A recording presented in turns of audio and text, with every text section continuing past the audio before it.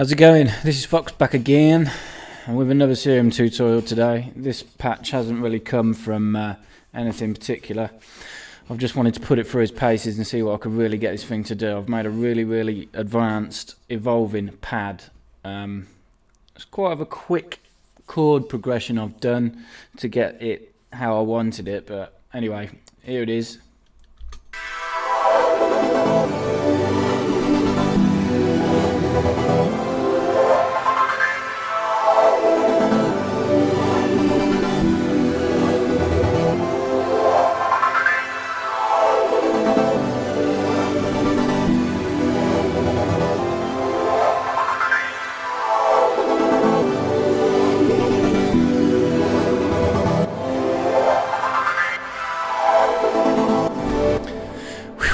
There you have it. I say I'm going to call this an advanced Serum tutorial.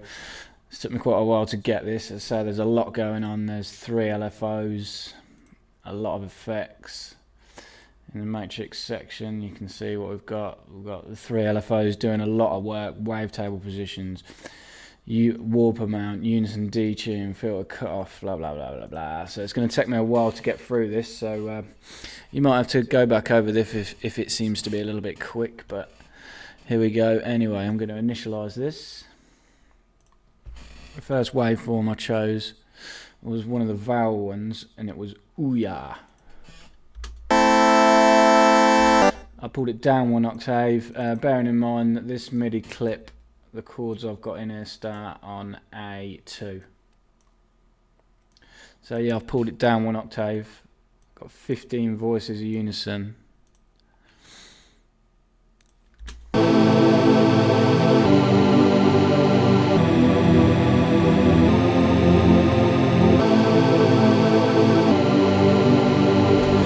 The blend phase, random, pan and level I keep all the same where it comes originally. The wavetable position, I sweeped it round until I found a nice spot, and it was on 57.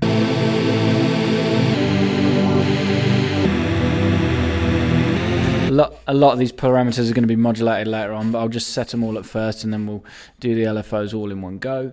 The warp mode I had was asymmetry, plus and negative. This lets you squish it one way or the other. And I had it pretty much all the way on plus, just round to about minus 95%. We're going to back the overall attack off just slightly to about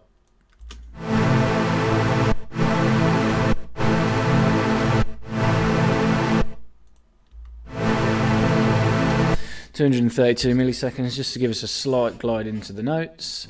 Okay, oscillator B. This was one of the digital waveforms, and it was called D-Bussy. I've used this a couple of times in a few more patches now. It's got some nice, interesting harmonics as you sweep through it.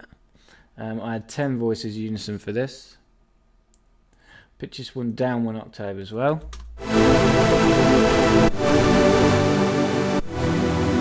Watch out for clipping. Detune I had around 0.07. Just push the phase slightly to the right.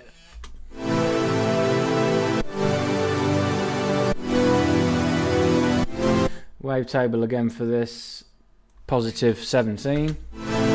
This is all going to get modulated later on. We want oscillator A and B to both go into the filter, and the sub oscillator, which we'll set up now. Sub oscillator, I turned it on, kept it on 0 octave, so it was a little bit different.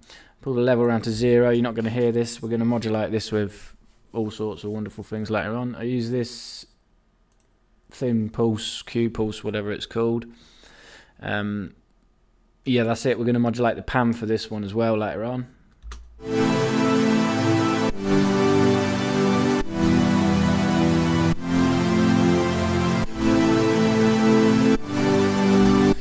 Well, right, that's the basic oscillator setup. We're going to run through these LFOs one by one now. I'll talk you through the settings. So LFO 1, we use this to modulate 4 different destinations. The grid doesn't have to be on 16. I'll set it on 16 later on for when I'm changing one of the other ones. Keep the trigger mode on off, the BPM and anchored, and we want to set this one to 1 bar. So these chords we've got here are taking a bar, so this LFO is going to go up and down over one bar, so during the progression of one of these chords. And we are going to use this to modulate a wavetable position for oscillator A. And this one goes around to about 45.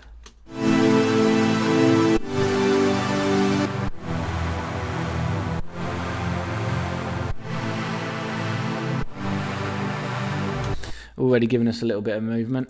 We use it to modulate the detune, the asymmetry, sorry, for oscillator A, which is going to squish this part of the waveform here towards the centre slightly.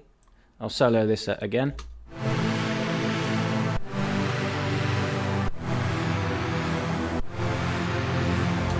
So we'll add into the movement what you want from a pad. We'll use it for the detune for oscillator B. Put it round to about 27.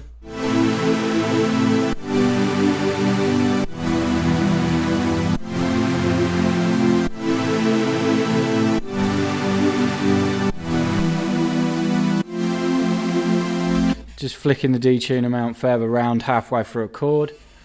So different modulation amounts with different LFOs sweeping through at different times help to give them pads the textures and the movement that you want. That's it for LFO 1. So LFO 2, it's a triangle wave again. Same sort of settings, except we want this to be 4 bars. This is a real slow moving LFO, this is. We're going to use this to modulate some parameters within the filter and effects later on. We'll go ahead and set the filter up now. I used a high pass filter for this, something I very often do when I'm doing pads. It was a high 12. I'll move the cutoff round to about 4000 hertz for a starting position. So this is going to get modulated by this LFO now, so drag it over, cut it off. 4 bars is the whole, this whole thing what we've got here.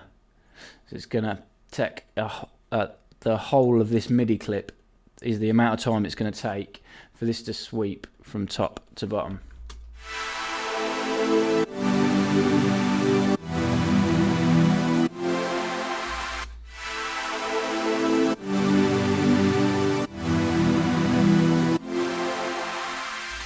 So halfway it's going to peak and then it's going to come back down again. Yeah, we want to pretty much dial this all the way negative so it does a full sweep of the spectrum, starting from 4000 hertz all the way down to 0.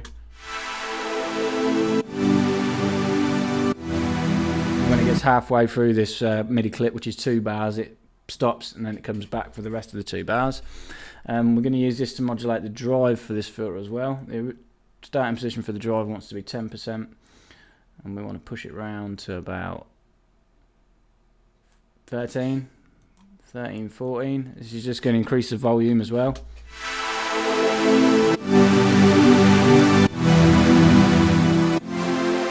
Watch for clipping. Push the fat round to about 28%. The resonance around about 10%.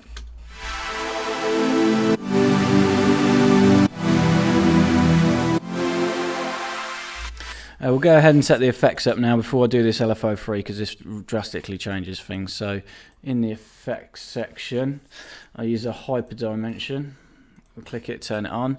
This hyper part is like some more unison, making it sound even wider, which is what you want from a pad.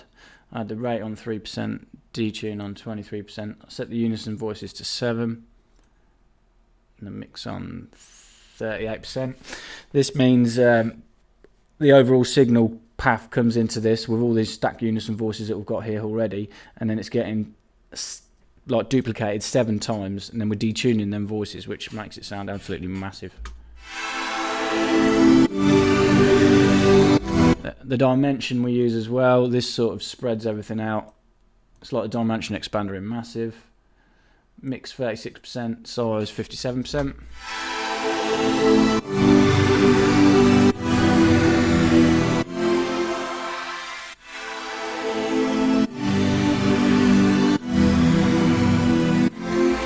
Watch for clipping again when you're adding more of these big effects. The next one I use is a reverb. Reverb size. This is room size. I had 47%. Pre-delay, low cut, damp, high cut around 40%, width on maximum, and the mix on about 35%.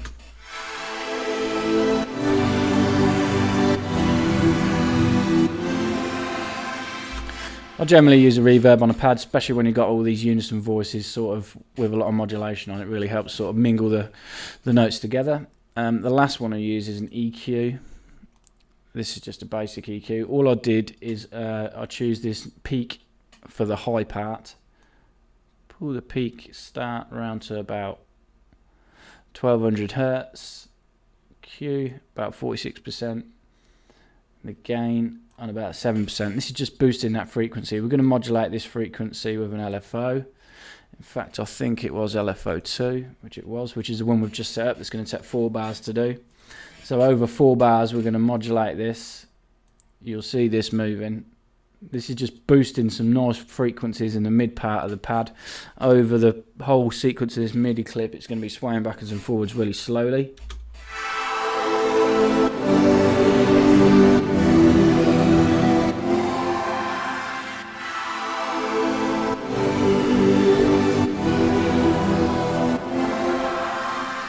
Neat trick, it adds sort of like a bit of phase into the sound without actually adding a phaser. So right, now we're going to get down to it. I mean, that's a pad on its own. You could leave it at that.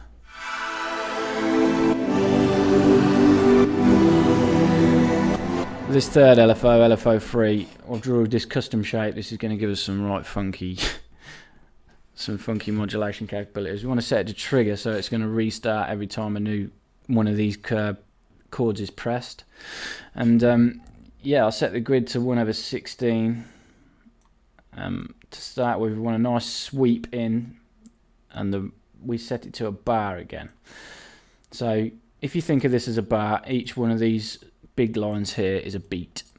So it's going to take 2 beats, half a bar to sweep up to here, and then we're going to do some crazy modulation in this next bit. If you want it to be exactly the same as mine, just copy it. Try and get these dots to stick on the grid, then you're going to be on quarter notes or eighth notes. Each one of these is a quarter note because this is a bar. So yeah, the first one came down to there, and now add 5 progressively larger spikes coming up each time, peaking dead up and then coming down on an eighth note, quarter note, sorry. The fourth one was right at the top, as was the fifth, and we'll just stagger these. So there's a nice incline, and then with these dots you can sort of back the curves off, so there's a nice smoother transition going down. I use this to modulate 5 parameters. We set up the sub oscillator earlier, but you couldn't hear it at all because the level was on 0. We're going to turn it on now. We're going to use this to modulate the volume for the sub oscillator. I'll solo this so you can hear what it does. We want it not all the way around to about 73.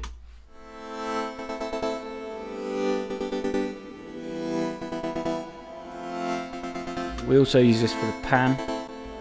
Click it, drop it on it so it's totally bipolar.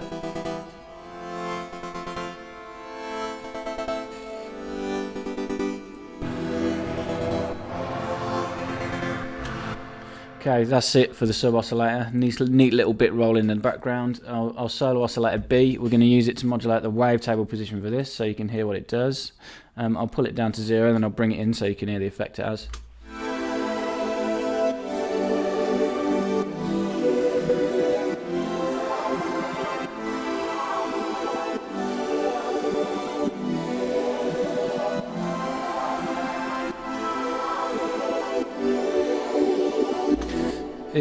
It's hardly inaudible, that is, but these subtle changes, as long as they're not doing drastic, things to the sounds, it all just helps it all blur together and just create the pad as a whole. The other 2 things I use this for, I'll bring all these 3 elements in now. Turn the filter on. What I use it for now is for the resonance for the filter. It's going to flick the resonance up all the way around to maximum and then back again. And also for the fat, drag it, drop it on the fat.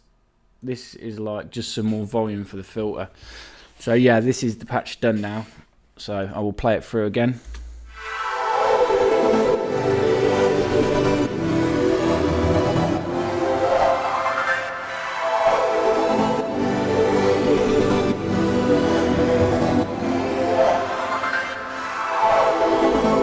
to phase this LFO out, all you have to do is decrease the delay to an amount where you're not going to hear it, 8 bars.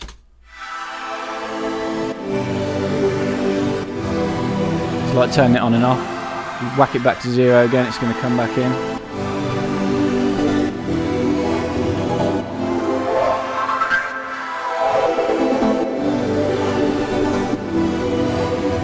You could change this to 2 bars if it suited you.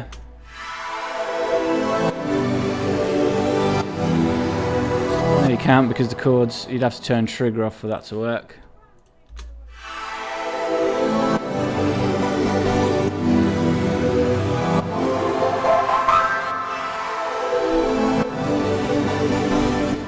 There you have it anyway. That is a lovely, really advanced pad using Xfer Records Serum. Many more this to come. This is going in my pads and plucks sound bank that's forthcoming.